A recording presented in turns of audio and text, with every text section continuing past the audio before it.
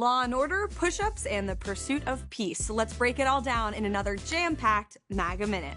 The president traveled to Alaska to meet with Russian President Vladimir Putin before hosting a productive summit here at the White House with Ukrainian President Zelensky, the NATO secretary, the president of the European Commission, and heads of state from the United Kingdom, Italy, Finland, Germany, and France, all to further efforts to end the Russia-Ukraine war.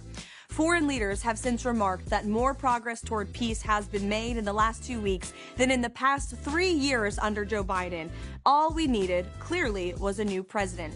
The president's initiative to make D.C. safe again has resulted in well over 600 arrests, including arrests of an MS-13 gang member, the seizure of illegal firearms and drugs off of the streets of our nation's capital.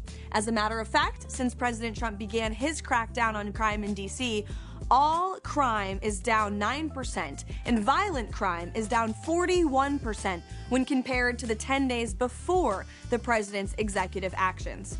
Additionally, carjackings are down 83%, robberies are down 58%, murders are down 50%, motor vehicle thefts are down 33%, and assaults with dangerous weapons are down 27%.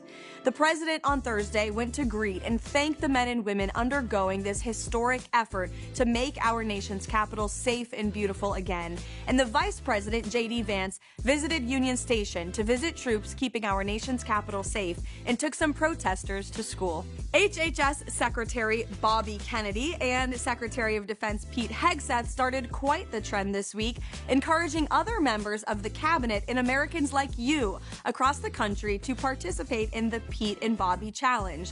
The challenge is 100 push-ups and 50 pull-ups in under 10 minutes. Can you do it? We want to see you try. And lastly, you should follow the White House on TikTok, where you will find some must-see content. It was another very busy week here at the White House. We will see you for next week for another very busy MAGA Minute.